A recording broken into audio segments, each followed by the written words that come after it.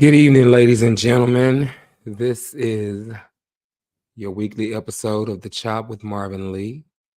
Uh, I'll be joined here momentarily by my friend Kristie, who's going to be sharing her story of hope. She found hope in a hopeless situation. Um, so I'm going to give her a minute to get signed in. I had a couple of things that I was working on earlier, so I'm might seem to be just a little preoccupied, but I'm here with you guys. I hope everybody had a phenomenal week since last week. I hope that you guys were able to do something kind for yourself or for yourselves rather, and something kind for somebody else, something loving for yourself, something loving for somebody else. Hope you've been able to encourage, motivate, inspire somebody else. Because at the end of the day, if we want to continue moving forward in our own lives, what's up, Daryl? If we want to continue moving forward in our own lives and find some sense of peace or some sense of uh, fulfillment or joy, we can find that serving other people. And that's something that I figured that out when I was a kid. It's just something that I'm no stranger to, right? Um, and I'm grateful that I have the experiences that I have, and that I've made connections with people that I have have amazing connections with. It just I've been able to find myself by identifying with other people. I know that I'm not on an island by myself. I know that I'm not terminally unique. I know that all the things that I thought were wrong with me, there's absolutely nothing wrong with me. It turns out that there's so many more people that are like me than are not. Um, I understand my place in this world, how I fit in this world. And I've learned to respect myself in this world, and there's no problem to respect me. Most people will be like, well, you don't have to respect me. Oh, you mean somebody to disrespect you? Absolutely not. I respect myself enough to know that there's no other respect I need than my respect. Step into the table to reflect or to mirror where I am and what I have going on. Guess what? I get to walk away. I get to tolerate them right where they are, because at the end of the day, how do I want somebody to respect me that doesn't even respect themselves? That's crazy, you know. So I'm just one of those people. Hey, Tiffany, I'm just one of those people that, as I continue to grow into myself and grow into my own graces. Hey, Catherine, Bassam, what's up? Um, I just understand who I am. And the more I understand, the more I understand who I am, the less I'm concerned about everybody else. Because something that I've come to understand is this absolutely, it doesn't cost me anything. It does not cost me anything to mind my own business. It's completely and totally free. Doesn't cost me anything.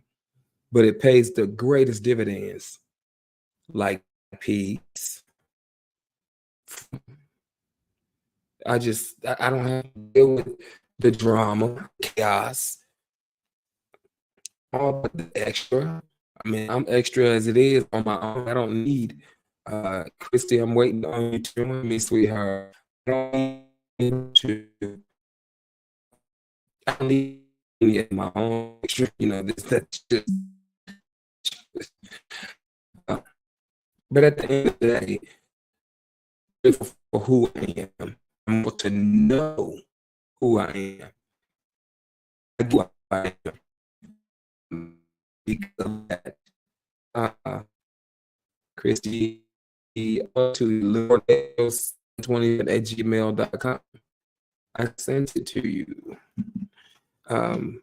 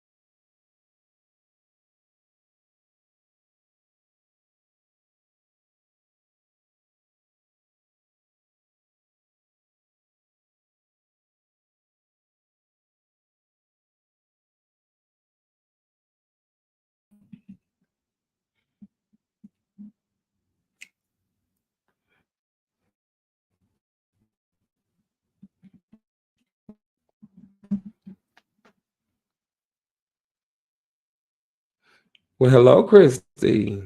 Hello. I knew I sent the link to you. I was like, I sent it. I sent it Yeah. right when I was Yeah, you sent finishing it. my I just meal. didn't see it. It's okay. It's okay. Um, I don't know what's going on with my um service, but at any It's, rate, it's a welcome little to the choppy. platform. Huh? It's a little choppy. Yeah, I don't know what's going on, but I'm through clear online. But how are you? How have you been? What are you up to before we jump into everything? I'm good. I'm just working and staying clean. Yep. How much time do you have now? I have 5 years. Let's see, February, March, April, 5 years, 2 months, and uh, 11 days. Okay. So what has your process been like? Let's take me back to the beginning, not the beginning of your recovery. So take me back to the horrors of the lifestyle that you tried so long to break free from.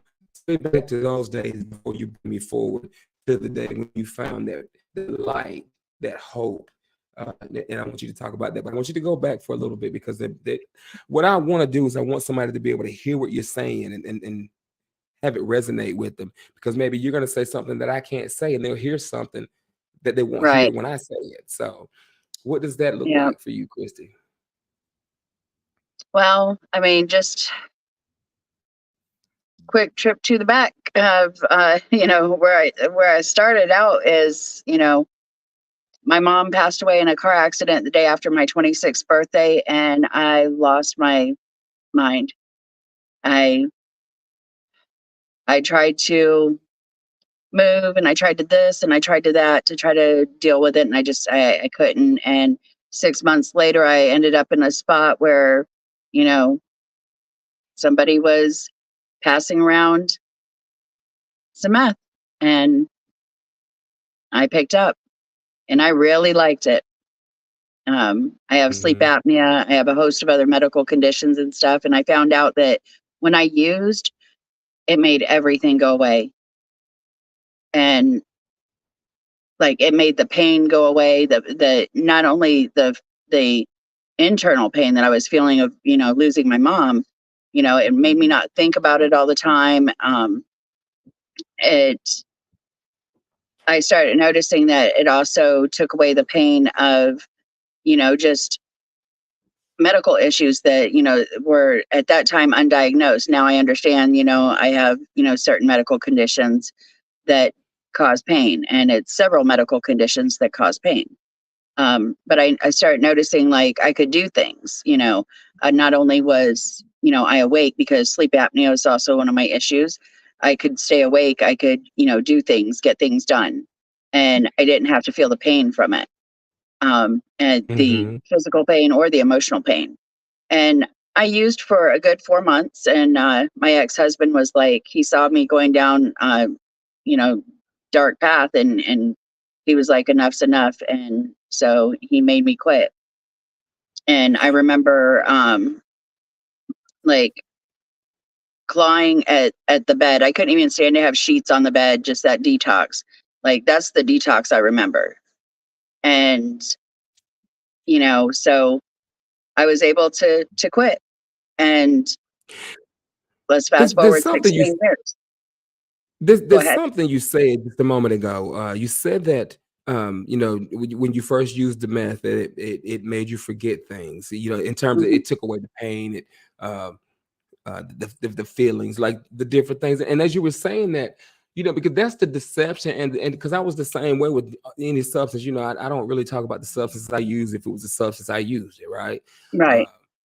but it's amazing that we think or that we thought that the drugs were taking the pain away when in all actuality it wasn't doing any of that. It was just taking No. us, it was removing us from that situation. The pain was still Right. there. We just didn't care. I mean, Oh, yeah. part of that powerlessness, the unmanageability, and the the mentality in the moment when I'm using it's not. I'm just not thinking about it. Right. Just because I can't see the Exactly. wind doesn't mean it's not there.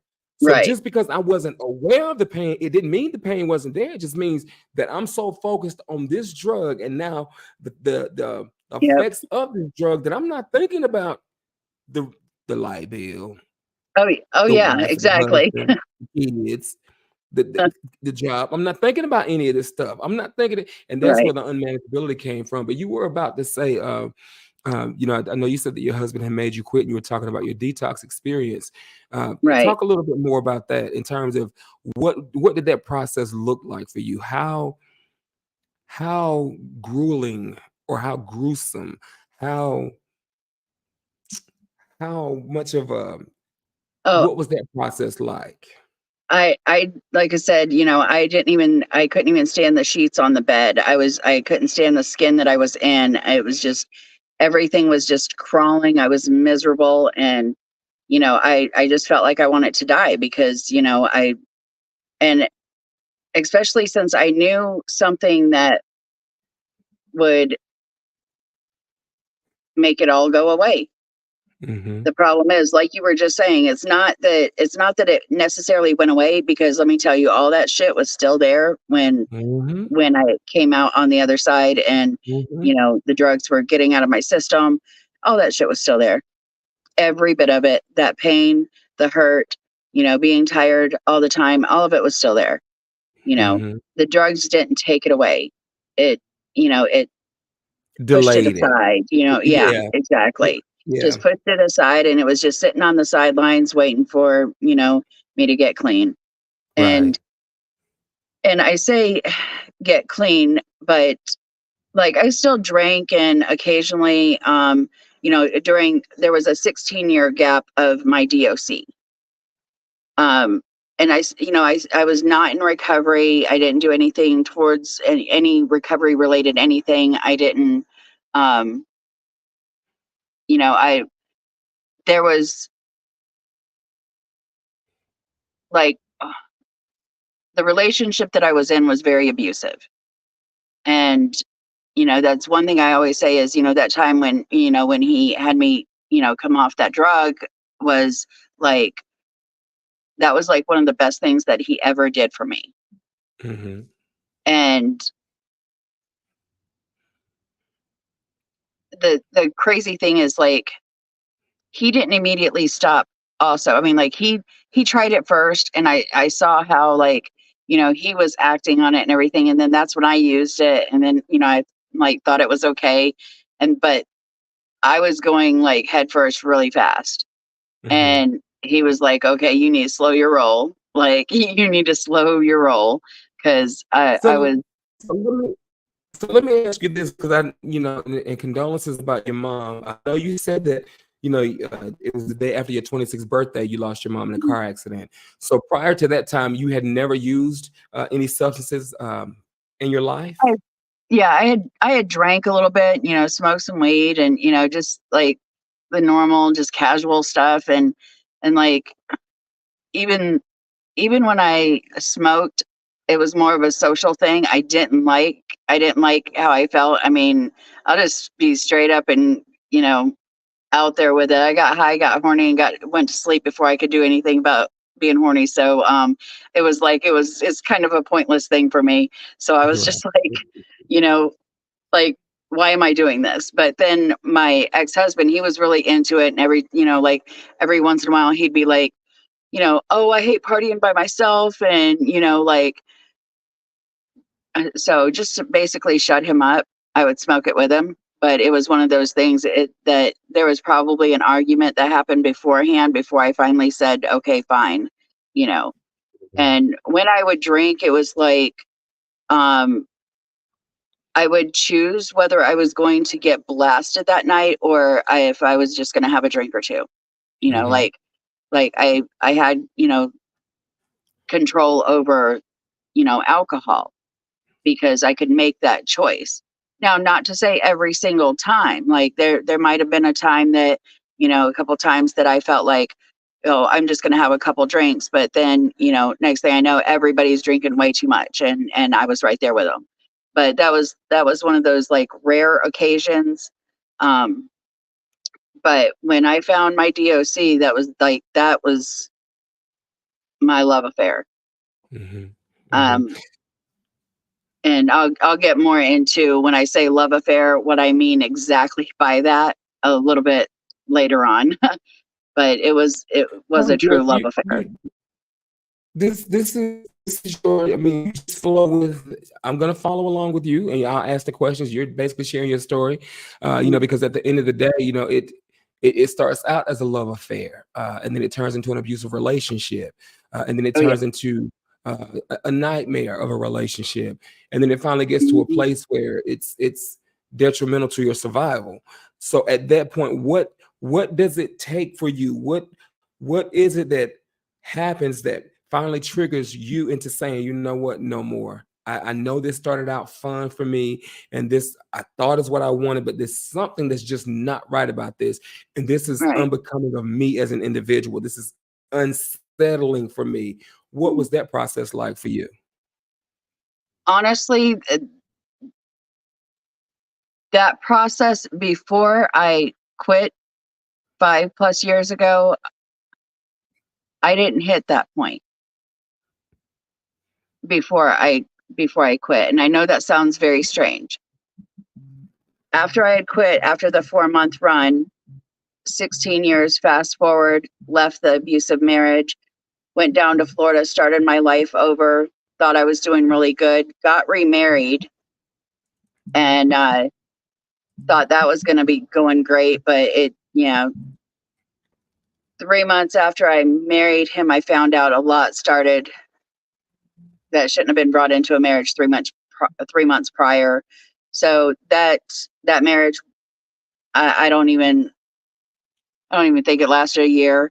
So Mhm. I got out of that, moved on, started dating someone else, and he was dabbling in this and that, and I was getting very tired. I didn't feel like I could, you know, that I had enough energy to do everything that I needed to do. Like I was given a position at my new job, and I couldn't handle it because it was too much. I mean, I was promoted, but there was nobody there to replace me. So I was taking on the job of two people. And I kept telling my bosses, I'm like, I can't handle it. I need some help. Like, and they were like, you're our right hand. You got it. We have faith in you. We believe in you. Like, do whatever it takes. That was the permission slip I needed. Do Mhm. whatever it takes. I'm like, okay, I need more hours in the day. How can I get more hours in the day? When is the only other time I have ever found more hours in the day? When I was using my DOC. Mhm.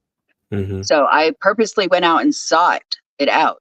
Like I was online, I was, on all these dating sites, like figuring out like, the first thing to do is get in there and get the guys talking and everything and seeing if they party, and then just go down that road, and I would find out, to weed out the right people. Cause I mean, I wasn't the girl who was gonna go down to, the down in the hardest part of Pompano and start digging around and trying to find out stuff. I decided to hide behind the internet, and you know what? It didn't take me long to find what I needed. Mhm. And I apologize to you because I have several messages that are popping up and my phone rang. That was my mom calling me, yeah, and I had to respond that's fine. because my mom. And this never I happens to hear me on a you. Monday night. But carry Yeah, on. I just want to. If I keep looking at my phone, that's because I'd be some doing the things are same going on. thing. If my mom was still here, I'd be doing the Yeah. same thing.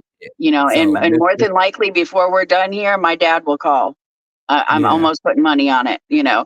Um, but And I'm grateful that I have the relationship that I have with my mom now, because one of the things that I know, and I'm sure this was true for you as well, with your father, and I'm not certain if if you remarried or what the situation was there, if you have a step parent, but our loved ones, the way that we allow the drugs to convince us that we're not what everybody else says we are. We are who we say we are. Um, Mhm. there's so many different personas that come along with that, to the point that we don't necessarily understand the hurt, or the damage that we cause other people. And so, with my mom now, I Right, mean, I'm grateful that I'm just open and transparent. I can talk about these things now. It's not that I right, couldn't talk about it before. And it wasn't that they weren't aware of what I was doing. I just wasn't comfortable in my own skin. I couldn't talk about me because I didn't love me. right. And I didn't feel like anybody else loved me either. And then now I'm aggressive and argumentative and defensive, whatnot. So what did that look like for you in terms of the relationship with your dad, the relationship with your loved ones throughout that process? What was that like for you?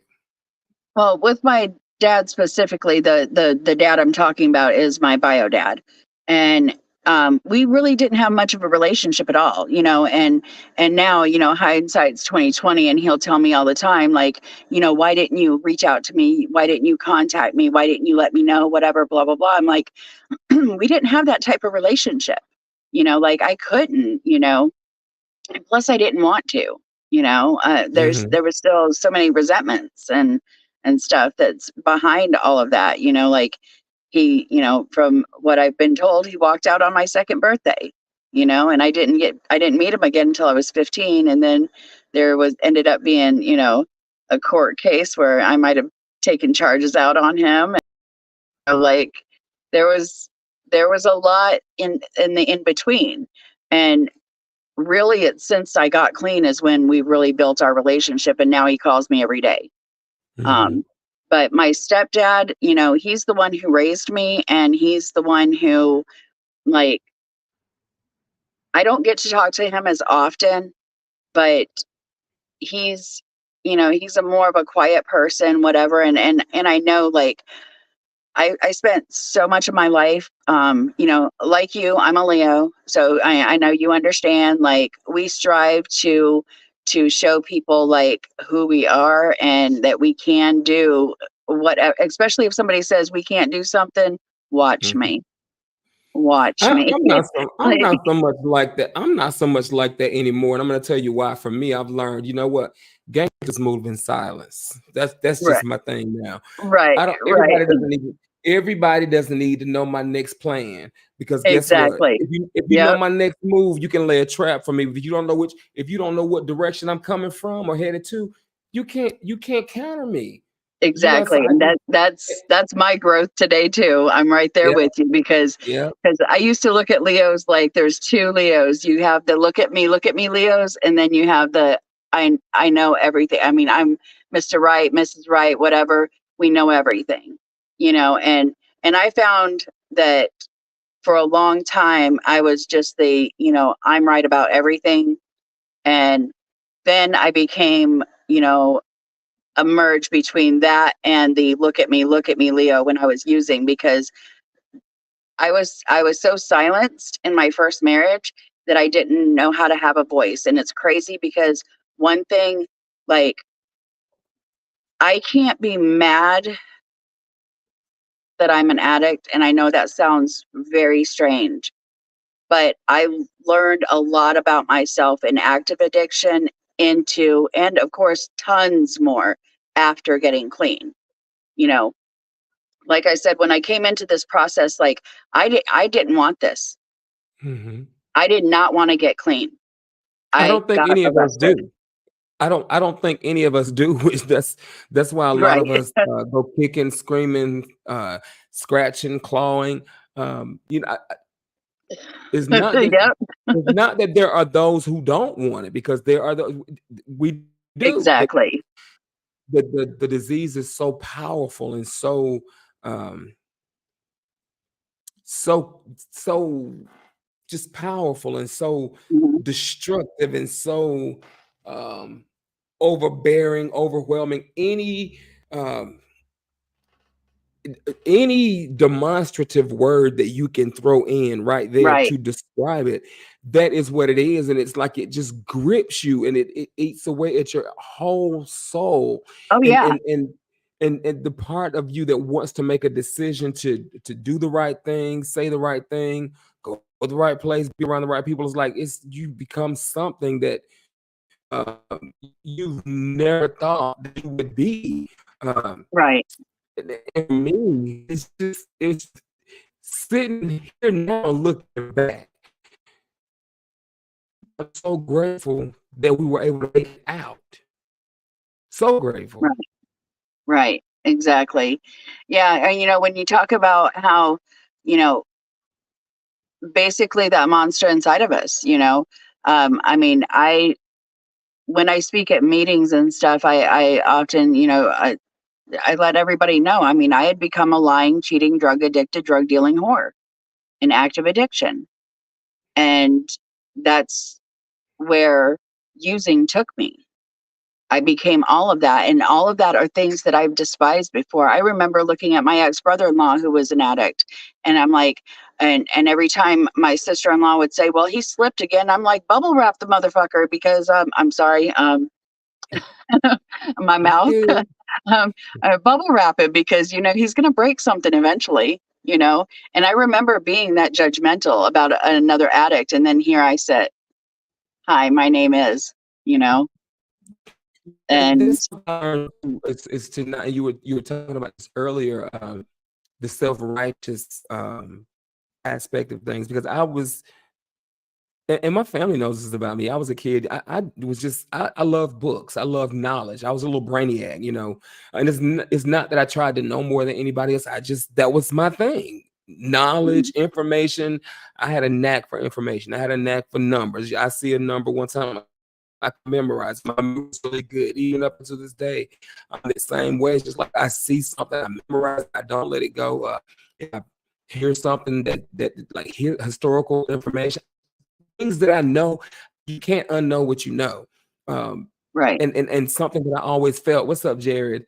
Something that I always felt is that if I didn't have much because we were poor growing up, but my education, you can't take that from me.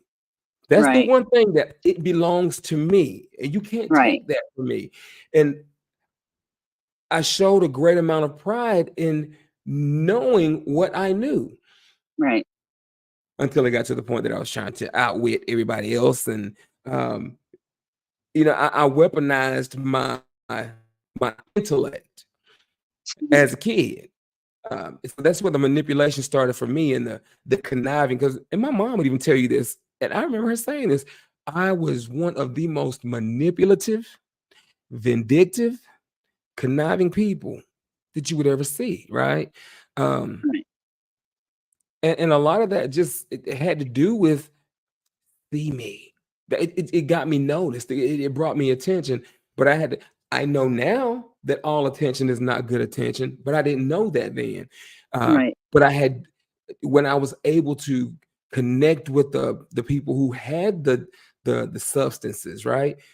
Now all of a sudden, I start morphing and changing into even a different version of the person that now I think I know you a little more, and I'm a little more articulate in how I express this, and just so many different things. So, what was that like for you? Like the social setting, whenever because you were talking about earlier, like uh, how the substance will make the pain go away, or whatever the case may be. I want you to speak to the nature of that false sense of security, that I'm the life of the party kind of mentality. Um, right. that jolt of energy. Let's talk about that for a minute. What did that look like for you? Oh yeah, like once I started actually, started dealing, like I was the one that people, was looking for and relying on. And I'm late for everything in my life, but I guarantee when I was doing that, I was one of those that would be there within 20 minutes. But like I'm late for doctor's appointments even to today. Like I'm grateful for 15-minute grace periods, you know.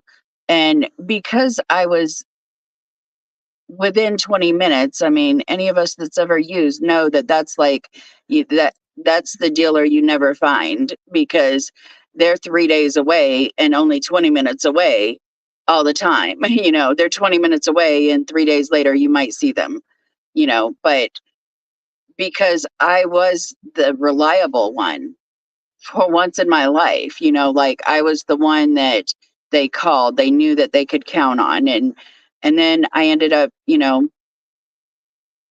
after becoming homeless, ended up the queen of a trap house, basically.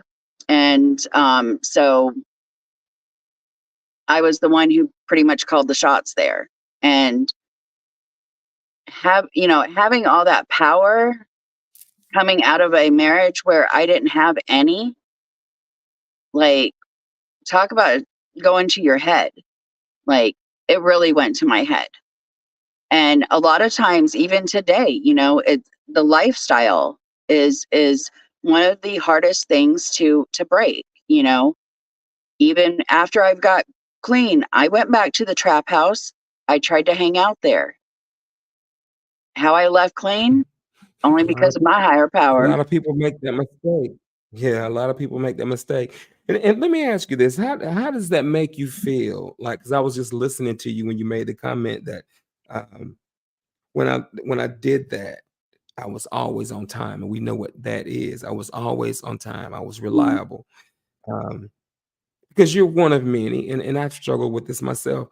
And then we find this new way of living, and this newfound freedom, and mhm, this new hope, and this new life, and we began to thrive.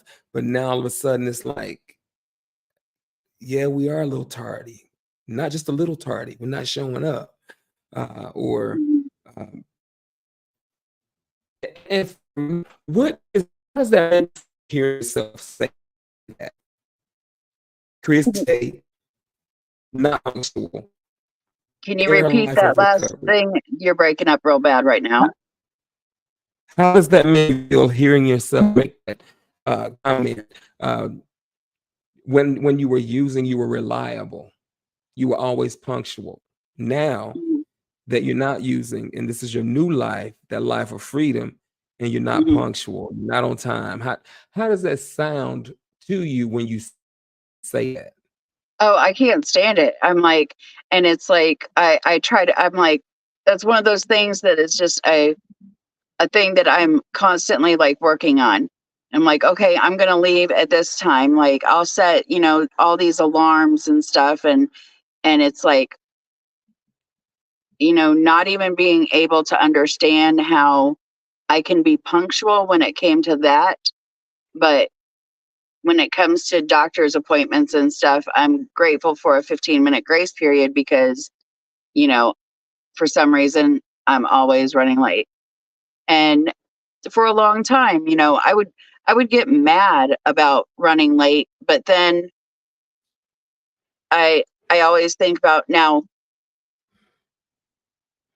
this is just, I mean, if I'm running late and I leave my keys in the house and I have to go back in and get them or whatever, I don't get mad at those moments because I've learned through this process that sometimes things like that happen because you're being saved from some place you weren't supposed to be in a time that you weren't supposed to be there. Like, if I have to spend 2 minutes going back in my house to get my keys, that's because I needed to be 2 minutes behind in traffic because there might have been something going on up ahead that might have put me in a position where I'm something gonna could have give you happened. that, but I'm gonna push back But on that that's a not little bit. always the I'm gonna case. push back on that. I was just about to say, because too many people Yep. use that excuse. It's just the fact that Yep. I'm just careless and I just forgot my keys, Right. because at the end of the day, for me, a real spiritual growth looks like this. I could be laying in I'm in my bed and I don't have to leave my keys in my apartment, because as I was laying in bed, or as I was, you know, meditate, pray to my understanding. This is something he showed me. He said to me, "Don't move, stay put," whatever. So a lot of us Right. use it because it's common and that's something we can relate to. Um, Mhm.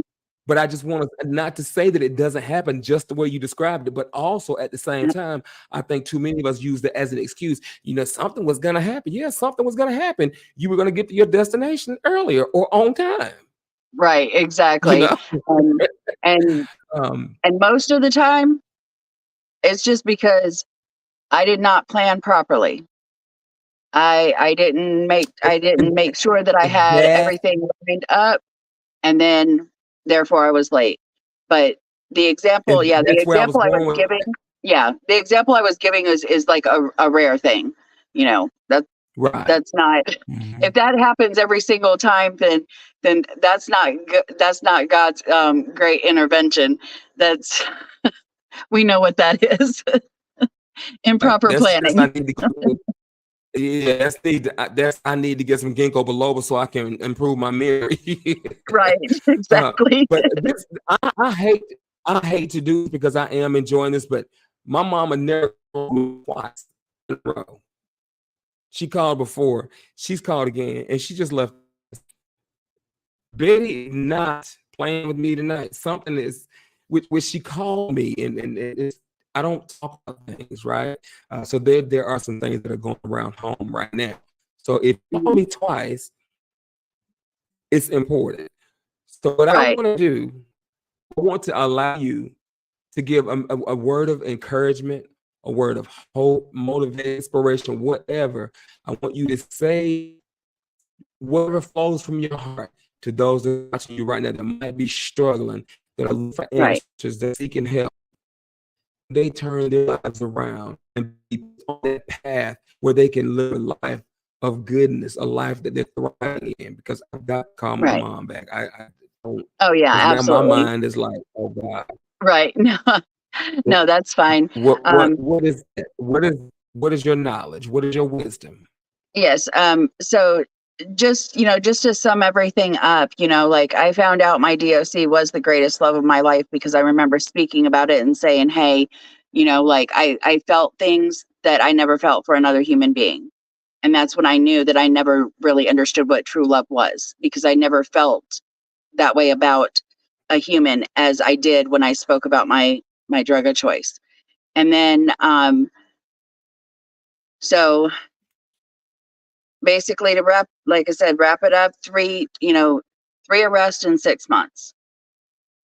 Um and I had no choice but to quit. I woke up 10 days later in jail and was clean. And I I don't remember much of that detox.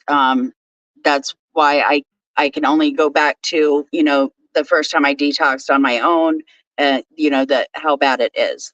Um, I racked up 22 charges within two of the three arrests. One of the arrests, my last arrest, I did go back clean. I had like 3 months clean at that time, and I had a violation. So I went back clean and got back out on ankle monitor and was facing the minimum. I was actually minimum on one of my charges was 3 years. I was offered a great deal of 2 years in prison for all of my charges. I decided to fight it and just do everything that I was told to do in the beginning with no intentions of staying clean, only until I got out of trouble.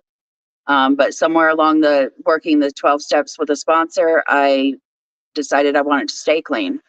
And December of 23, I believe it was, I was sentenced to 5 years probation. Mhm. No, not 23. What am I talking about? 21. I was sentenced to 5 years probation. And a year and 3 months later, I applied for early termination of probation, and everybody said, you're not going to get it. You're not going to get it. They're going to make you do at least 2.5 years. You're not going to get it. And I said, well, I'm going to walk in there and I'm going to ask for it. If they say no, I'm in no worse position than I was when I first walked in. I'll be in the same position. I'll still be on probation. Not a big deal. I did everything that I was supposed to do. I was given till the year 2025 to pay off my fines. I paid all of them off in 8 months. Um, I did my community service, everything. And a year and 3 months, I was granted. At a year is when I actually applied for early termination. At a year and 3 months, I was granted early termination of my probation because I had completed everything that was required of me. And since then, I've sponsored many women. Sponsorship is very, very important, and it's not just about your sponsor sponsee relationship. It's about the sponsorship family relationship, because sometimes, that one person is not going to be able to pick up the phone. You got to have somebody else to call, having a network. Recently, right before my 5 years, I was freaking out. I wanted to use more than I ever wanted to use since I got clean. I didn't think that there was any meetings around me. And I found a meeting, not necessarily an NA or an AA or any of the A's, but it's called a recovery meeting. And it's all I needed. I remember driving down the road that night and I was like, please let somebody be there. Please let somebody be there. Because I did attempt to go one other time. It was during an ice storm, but and nobody was there.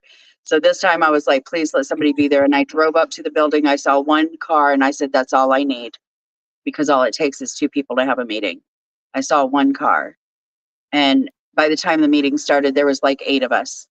And I have not missed a Friday night meeting in person at this meeting place since then, because they helped me get where I am right now. Mm-hmm. Because 3 months ago, I wanted to use worse than I ever wanted to use. But I knew that if I used, I would lose the life that I have today. Today, I have a great life. I'm coming up on 4.5 years with the company that I'm working with. It was a job that I started down in South Florida, and now I live in Mississippi. And funny thing though, God's got jokes for me, because I said when I got out of this trouble, I would never return to Alabama or Mississippi. I was first transferred to Alabama and we moved to Mississippi a year later. So, That's why you never okay, say God. never. That's why Yep, you never say exactly. never. Exactly. So, but I've been very blessed. And actually, I just picked up a new sponsee from the Friday night meeting I go to. So I have a sponsee. Sponsorship can work over state lines. I still have a sponsee that I've been sponsoring since I was in Florida. She's doing great. I've got a sponsee up in Massachusetts, and I've got a sponsee now here locally. So sponsorship's very important, but you know, even if all the cards are stacked against you, go for it anyways.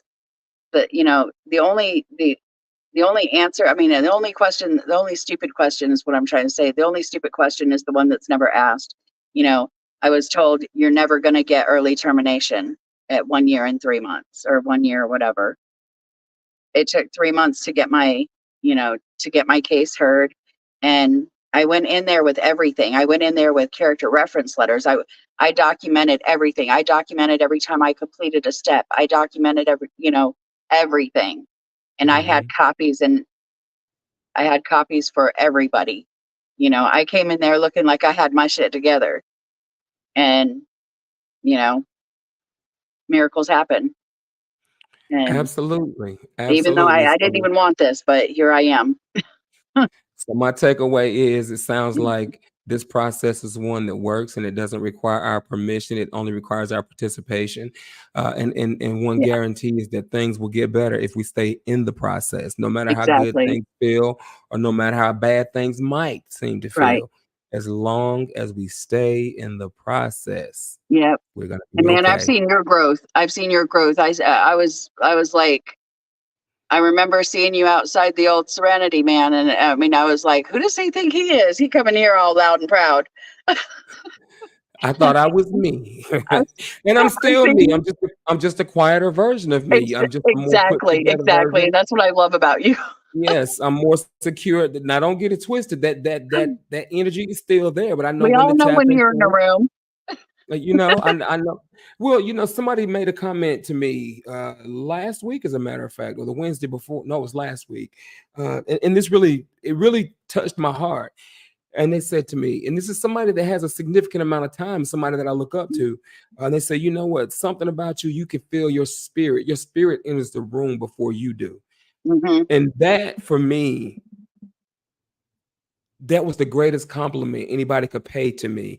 because that's just a testament of the work that I've done on myself That's and the that I reason I've continue to I've do. followed your recovery. I look up to you. You have like Well, we three. look I up to think you each got 2.5 other. months. We look up to each other. Yeah. I ain't gonna let Yeah. nobody look up to me like that. No, won't do it. Because you know what? I don't want anybody to put me on a pedestal anywhere. Because guess what? I don't Right. want to fall. I'm right here with Exactly. you. Right Exactly. here, right here. Yep. You know, I'm just willing to do the work. Um, I have enjoyed this session with you. I really have. Yes, and But you my need to mind, I'm call just your sitting here mom. thinking to myself, I'm gonna call my mom. 2 I phone wish calls I in could one call night. Yeah, mine. yeah. She doesn't Yep. play. But before we go, next Monday night, same time, same place. I'm gonna have a. I got an idea of who I want to interview next week. And as much as I don't like the city of Philadelphia, no, I'm kidding. I like Philly. I just don't like the Eagles. Jared, Henry. Anyways, a buddy of mine from Philly. I definitely want to speak with him next week. But again, next Monday night, 8:30 Eastern. I challenge you guys to do something loving for yourselves between now and then. Do something loving for somebody else. Do something kind for yourself. Do something kind for somebody else. Show yourself grace. Show somebody else grace. Believe in yourself. Believe in somebody else. See what changes you can make over this week. This has been another episode of The Chop with Marvin Lee and Kristie T. I hope to see you guys back here next week. Kristie, I love you. I'm proud of you. Thanks for Love you joining me. too. And I'm going to call my mama because I'm not gonna eat down my baby, okay? Yep. And next time you go visit her, give her an extra big hug from me. I got you. I I can can't do hug that. mine, Oh, so I'll send your mom one. I got you. Love you. Thank you. Bye now. Bye.